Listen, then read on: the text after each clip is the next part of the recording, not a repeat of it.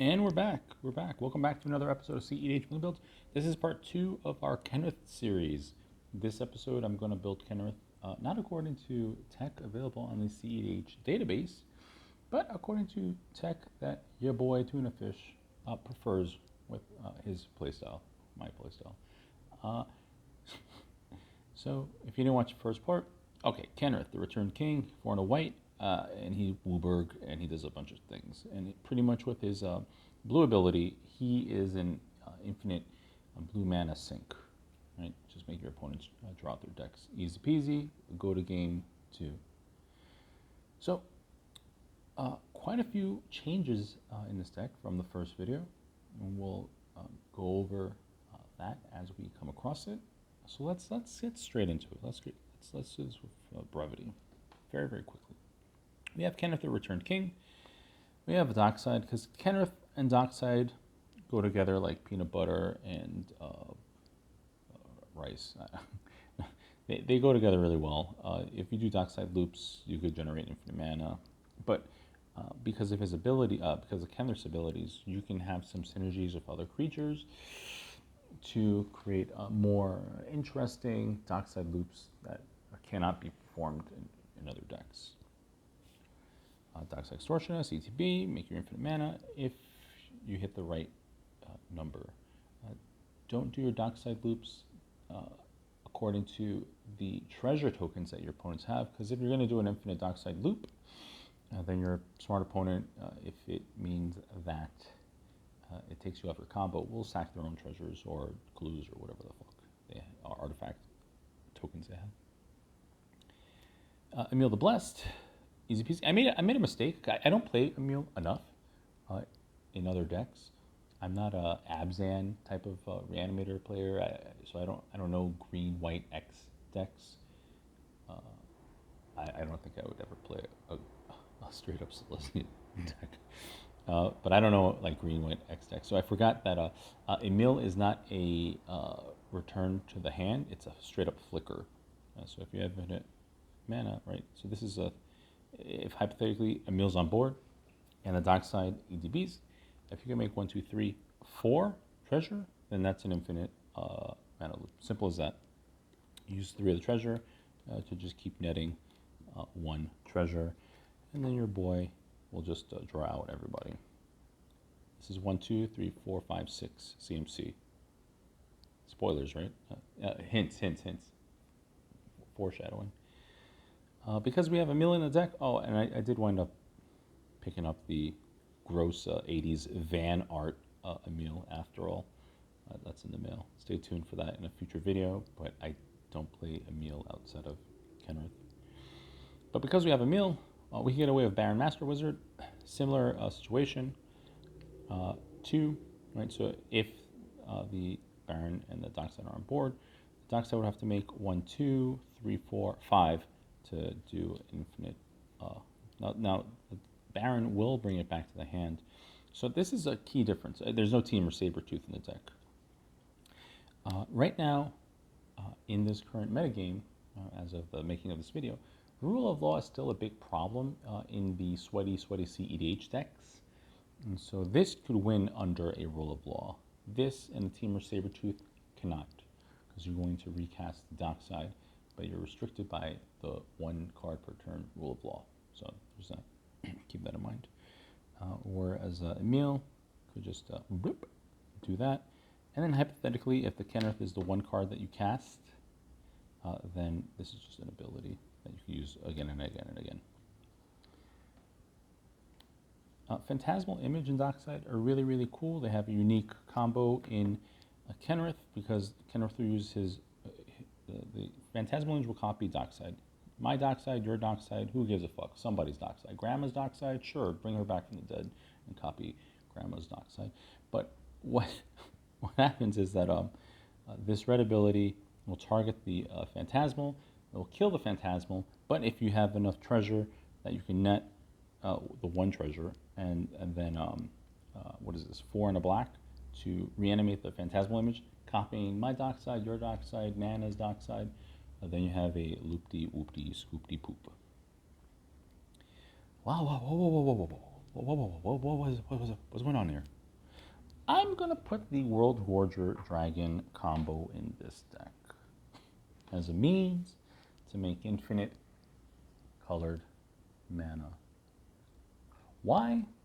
Because we're in Wooburg, and when you're in Wooburg, you kind of have access to 3 World Gorger Dragons. Tuna, what are you talking about?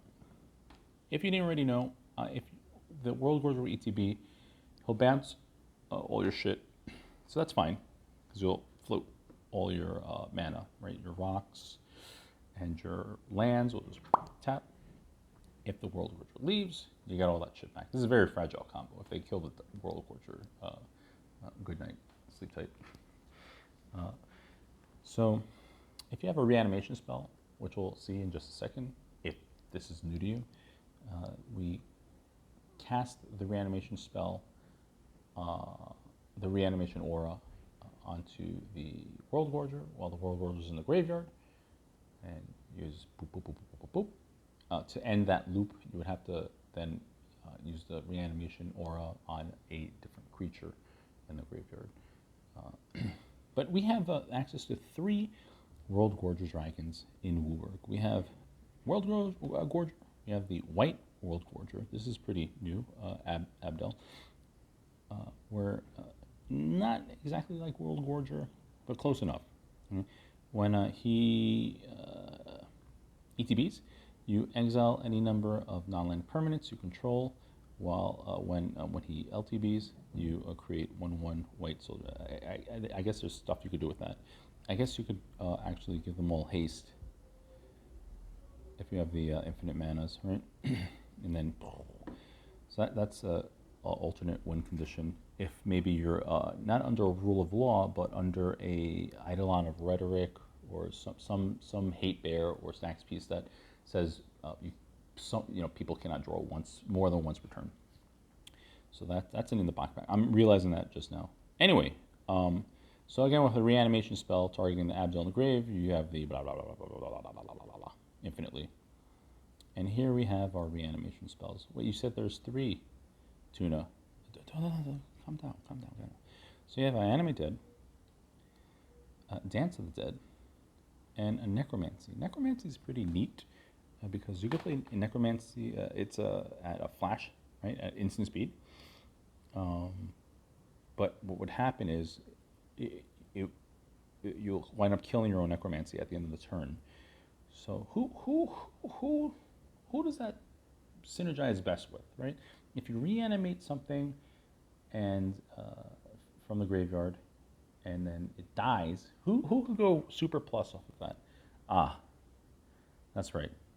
So we have like a quarter of a World Gorger in green. We have Protean Hulk.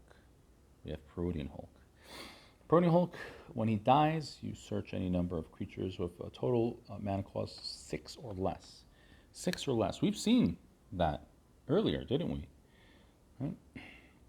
So we have a Dockside and like Emil, Dockside and Baron with a little room to breathe, and a Dockside and a Phantasmal with a lot of room to breathe. Maybe we get a Grand Abolisher to really get that party going.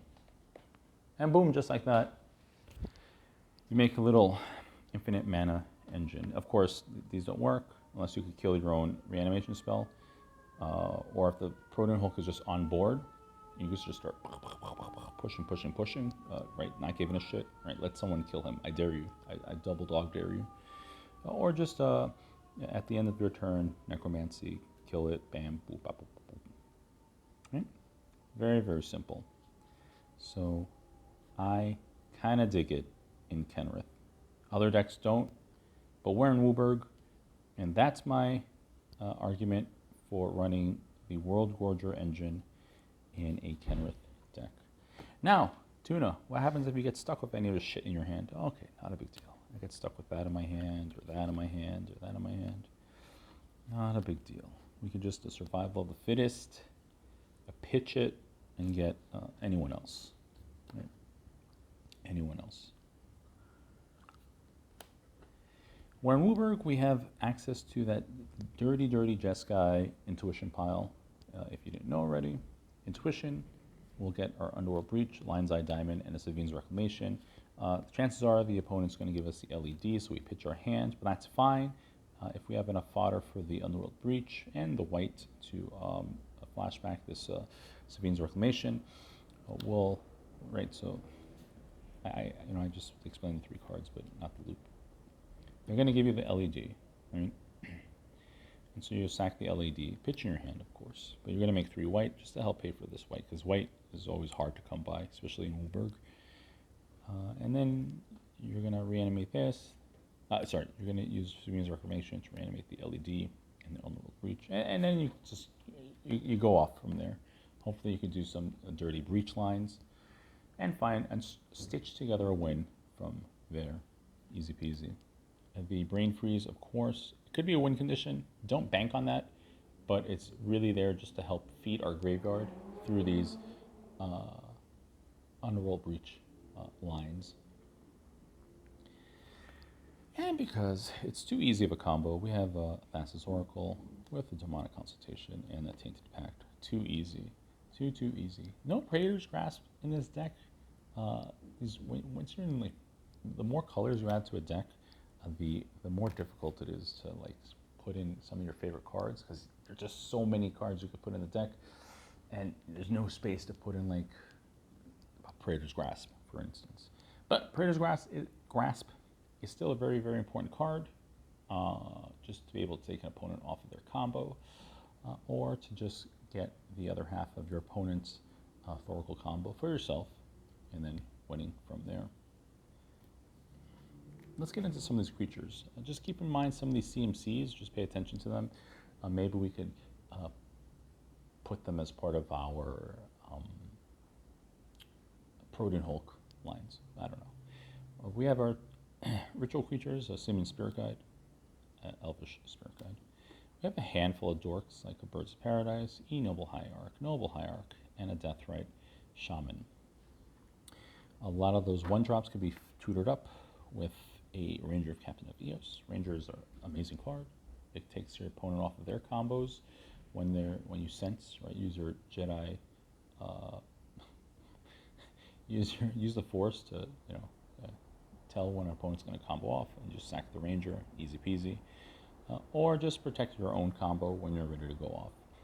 Ranger usually gets the Esper Sentinel, which is wild to me, because once upon a time white was such a weak-ass garbage color, but now you have to produce 1 and 3 white, because usually Ranger will hit the board and get an Esper Sentinel, and you cast the Esper Sentinel. So nowadays you have to produce white, triple white, and a colorless 1 and triple white in order to make like a typical Ranger Captain of Eos play. It's crazy. Crazy. Which is why it's really tough to build a Wolberg deck on a budget, because the mana base is everything. You really can't afford to just have like 10 basics in the deck. It's just not gonna work. The other creatures, some hate bears and stuff and such. We have a Ledger Shredder, Archivist of oh my god, Dranith Magistrate, Dauthi Voidwalker, Opposition Agent, and a Gilded Drake. Now, I always talk about how we're in Simic X decks to run a Neoform and a Eldritch Evolution, so you could just like special summon the Drake really quickly. In this deck, I didn't have space for that. I'm trying to go for the World Gorge combo quickly and not really meander with like plays like that. So yeah, eat my words, right? But a Gildrake, still phenomenal card. If you have a problematic creature on your opponent's side of the board, and just take that motherfucker away. Yum. We have a Grand Abolisher. Grand Abolisher is probably going to be part of a Protean Hulk line with Dockside, Phantasmal Image, and a Grand Abolisher. That equals 6 CMC. Moving along to our instants and sorceries. Not too many, which is outside of my comfort zone, but what can we do? We have a Demonic Tutor, Imperial Seal, Diabolic Intent, Vampiric Tutor, We have the whole suite, the matching suite, Vampiric Tutor, Mystical Tutor, and Enlightened Tutor. Plenty of auras we're going to tutor up, so Enlightened Tutor is worth its weight. Okay. To help accelerate some of these Underworld World Gorger lines, we have Entomb and an Unmarked Grave. Remember, you can't unmark grave the Abdel, he's legendary, but the Protean Hulk and World Gorger are fair game. You can even unmark grave or Entomb. The dark side, once you're doing like Underworld Breach lines, very simple. And the MVP of the deck, this is, oh my god. Final Parting is a very, very thick tutor, but what it does is amazing. A lot of times in these type of decks, we're looking for A plus B. And in the case of a World Gorger Dragon combo deck, we want to get the World Gorger in the graveyard. That's our A, and the Reanimation Aura. So Final Parting, search your library for 2 cards, put one in your hand and the other in your graveyard, shuffle the library. For 5 CMC, at Snorstry speed, yeah, but it doesn't get better than this. It does an Entomb and a Demonic Tutor at the same time, and it's really, really good. Of course, the CMC is really high in this deck. On paper, it's probably like average CMC 2.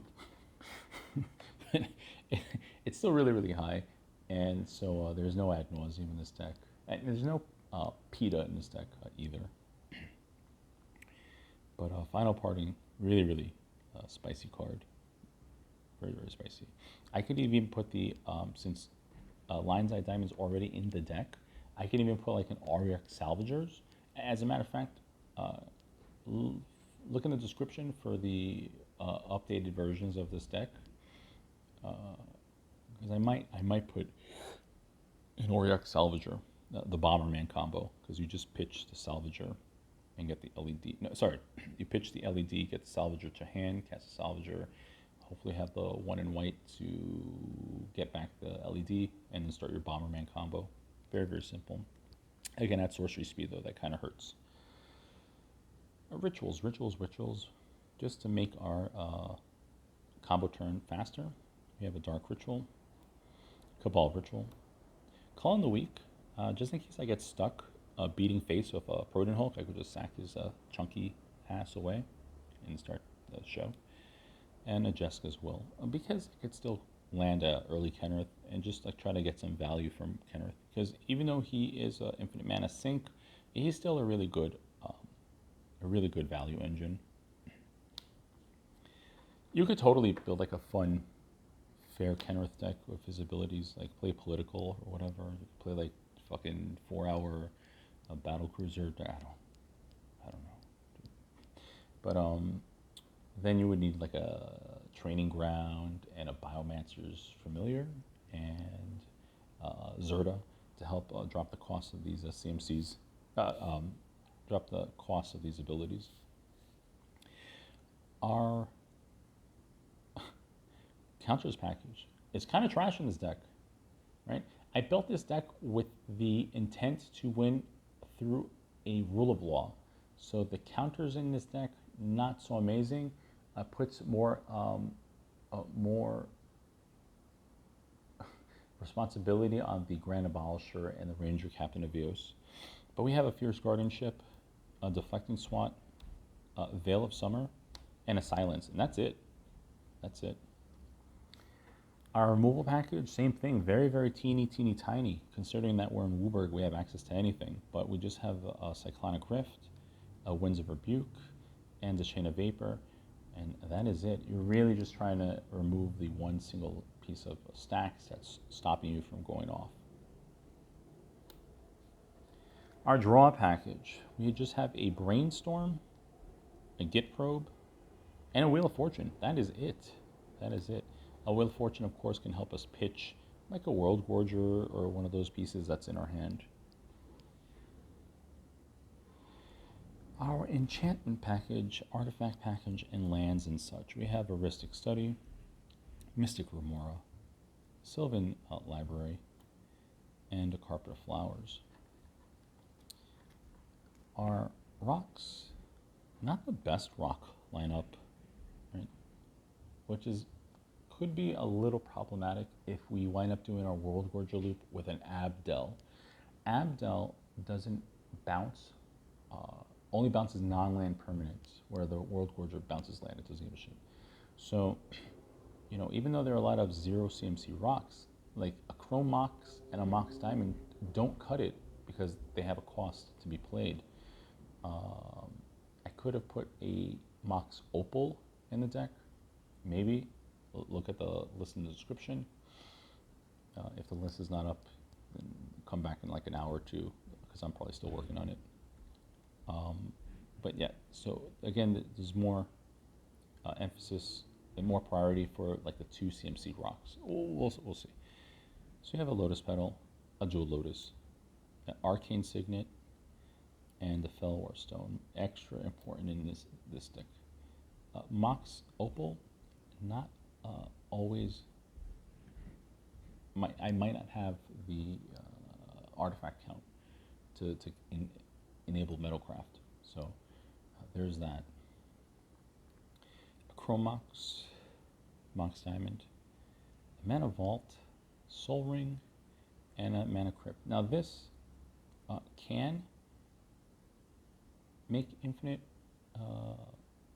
colorless mana under an Abdel loop, but that might not be good enough. So again, if like in the rare instance where you're doing an Abdel loop and not a World Gorger loop, these two are very muchísimo important. Our lands super simple. We have 10 fetches, 10 shocks,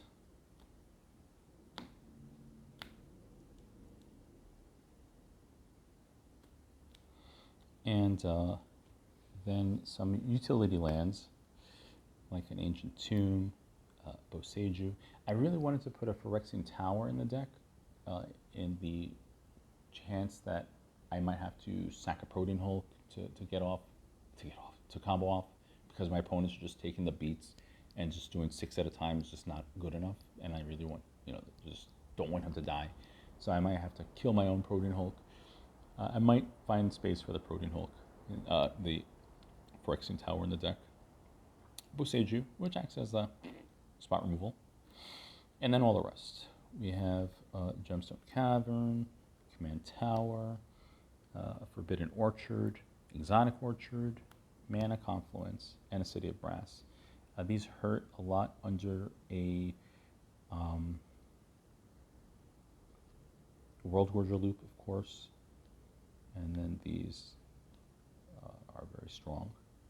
So I don't know what I'd cut for the Phyrexian Tower to make it a 28 lands. And there you have it. You have Kenrith, the 5-color Return King, Thanos Infinity Gauntlet, Mother Jumper, Part 2, Tuna Fish Sandwich style. Right? This is your tuna sandwich. I hope you enjoyed that. Coming up next, we'll probably pay a visit to the Pauper cEDH, the Pauper cEDH scene, because I'm really feeling that format. I'm really feeling Pauper cEDH, so stay tuned for that. Also, I have a budget, not a budget, sort of a budget-friendly, maybe going the distance sort of Prosper deck.